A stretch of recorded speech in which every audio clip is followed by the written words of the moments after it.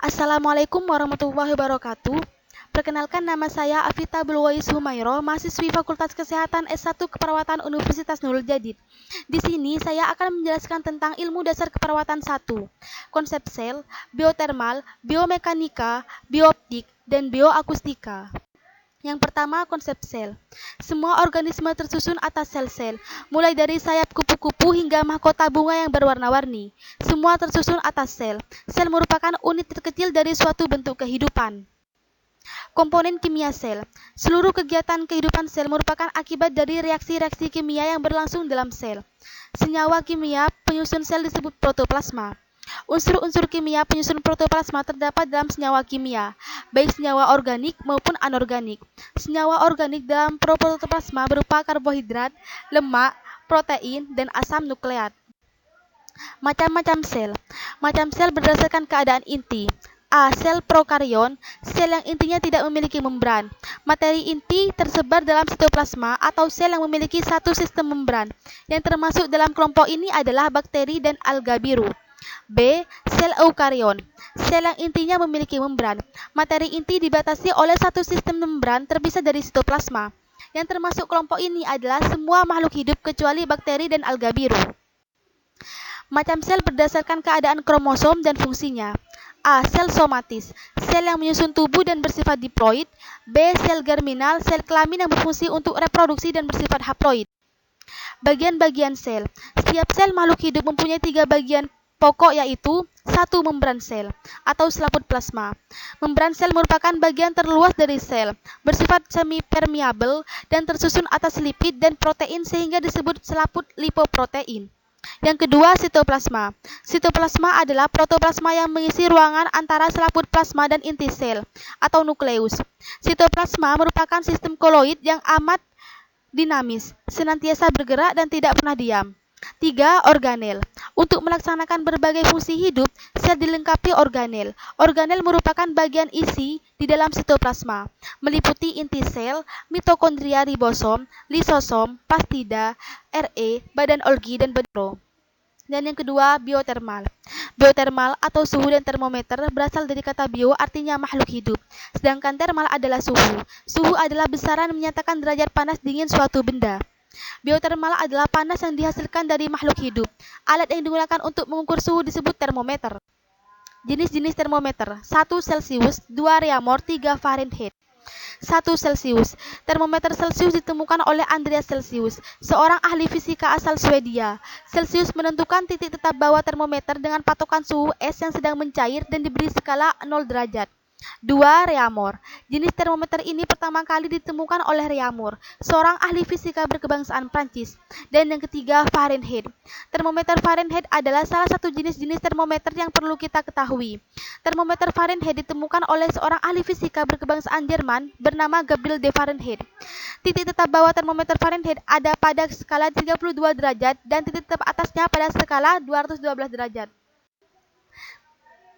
Dari ketiga jenis termometer di atas, termometer yang umum digunakan di Indonesia adalah termometer Celsius.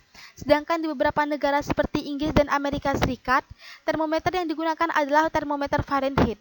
Sebenarnya, jika hanya untuk mengukur suhu badan atau bukan untuk keperluan diagnosis, bisa menggunakan termometer Celsius biasa.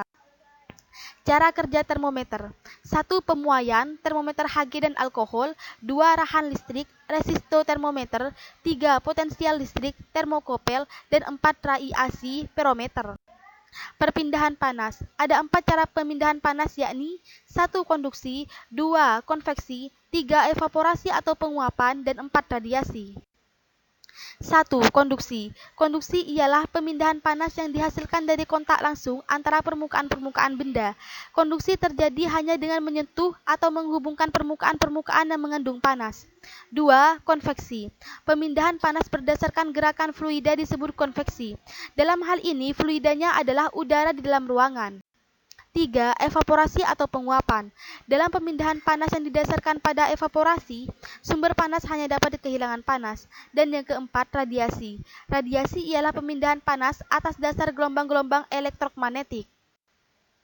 Yang ketiga, biomekanika. Mekanika adalah salah satu cabang ilmu dari bidang ilmu fisika yang mempelajari gerakan dan perubahan bentuk suatu materi yang diakibatkan oleh gangguan mekanik yang disebut gaya. Contoh penerapan prinsip biomekanika dalam keperawatan adalah mekanika tubuh, kesegarisan tubuh, pengaturan posisi, dan 4 traksi. Yang keempat, bioptik. Bioptik tersusun atas kata bio dan optik. Bio berkaitan dengan makhluk hidup atau zat hidup atau bagian tertentu dari makhluk hidup. Sedangkan optik dikenal sebagai bagian ilmu fisika yang berkaitan dengan cahaya atau berkas sinar.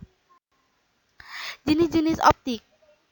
1. Optik geometri. 2. Optik fisik. 1. Optik geometri berpangkal pada perjalanan cahaya dalam medium secara garis lurus. Berkas-berkas cahaya disebut garis cahaya dan gambar secara garis lurus. 2. Optik fisik. Gejala cahaya seperti dispersi, interferensi, dan polarisasi tidak dapat dijelaskan melalui metode optika geometri. Gejala-gejala ini hanya dapat dijelaskan dengan menghitung ciri-ciri fisik dari cahaya. Macam-macam lensa. A. Lensa cembung atau konvergen atau positif. Sebuah lensa positif atau lensa pengumpul adalah lensa yang bagian tengahnya lebih tebal dari bagian tepinya. 2. Lensa cekung atau divergen atau negatif. Sebuah lensa negatif atau lensa menyebar adalah lensa yang bagian tepinya lebih tebal daripada bagian tengahnya.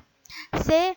Lensa yang mempunyai permukaan silindris adalah lensa yang mempunyai silinder. Lensa ini mempunyai fokus yang positif dan ada pula yang mempunyai panjang fokus negatif.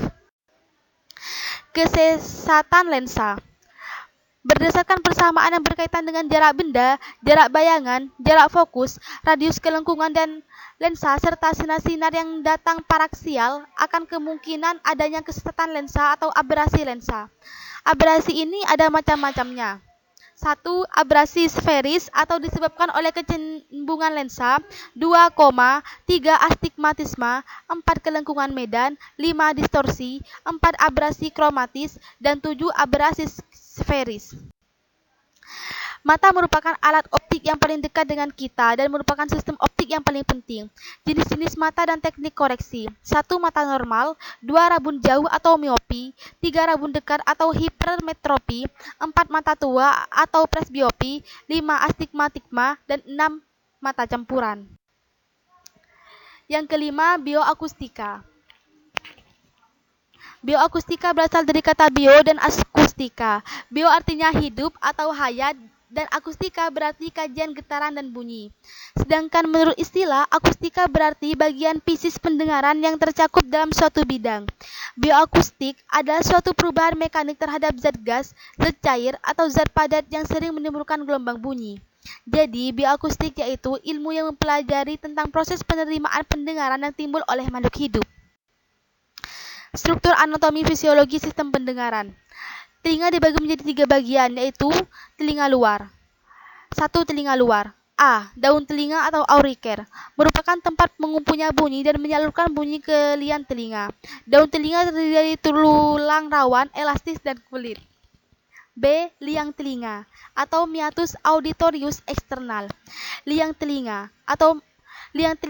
berbentuk huruf S, dilengkapi dengan rambut-rambut halus yang menjaga agar benda asing tidak masuk, dan kelenjar lilin yang menjaga agar permukaan saluran luar dan gendang telinga tidak kering.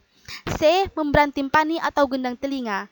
Membran timpani tebalnya 0,1 mm, luas 65 meter, mengalami vibrasi dan diteruskan ke telinga tengah. Membran timpani berfungsi untuk mengubah bunyi menjadi getaran. 2. Telinga tengah. A. Tulang pendengaran yang disebut osikel, terdiri dari malleus atau martil, incus atau landasan, stapes atau sanggudi.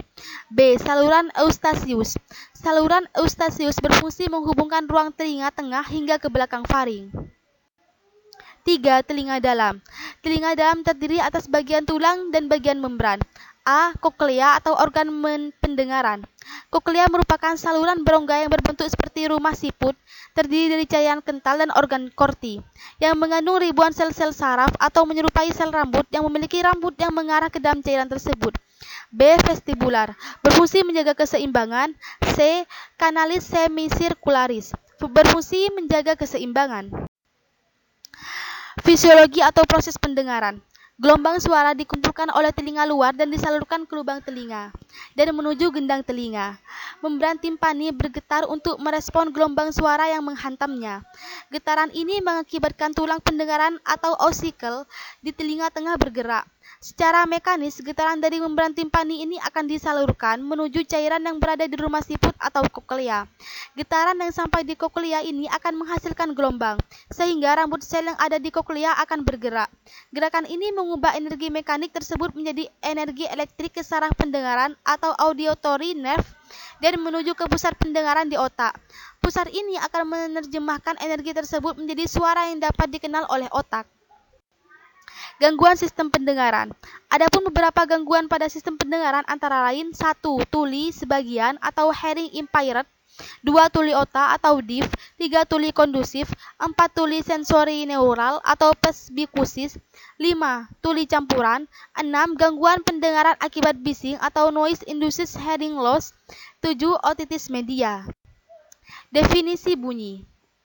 Bunyi merupakan getaran yang menimbulkan gelombang longitudinal yang merambat melalui medium perambatannya atau zat cair, zat padat, dan udara, sehingga dapat didengar. Sumber bunyi adalah semua benda yang bergetar dan menghasilkan suara merambat melalui medium atau zat perantara sampai ke telinga.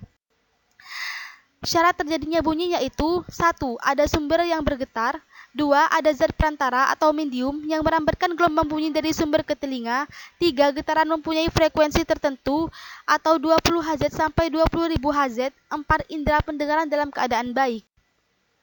Pengelompokan bunyi. Menurut frekuensinya, bunyi dikelompokkan menjadi 1. Bunyi infrasonik. Infrasonik merupakan bunyi yang tidak dapat didengar telinga manusia, tetapi dapat didengar oleh jangkrik dan anjing. Frekuensi ini biasanya ditimbulkan oleh getaran tanah, gempa bumi, getaran gunung berapi. 2. Bunyi audiosonik. Bunyi audio merupakan bunyi yang dapat didengar manusia. Audio frekuensi berhubungan dengan nilai ambang pendengaran atau rata-rata nilai ambang pendengaran 100 Hz. 3. Bunyi ultrasonik atau di atas 20.000 Hz. Ultrasonik merupakan bunyi yang tidak dapat didengar telinga manusia. Frekuensi ini dalam bidang kedokteran digunakan dalam 3 hal, yaitu pengobatan, destruktif, dan diagnosis. Hal ini dapat terjadi oleh karena frekuensi yang tinggi mempunyai daya tembus jaringan cukup besar. Sekian dari saya, kurang lebihnya mohon maaf. Wassalamualaikum warahmatullahi wabarakatuh.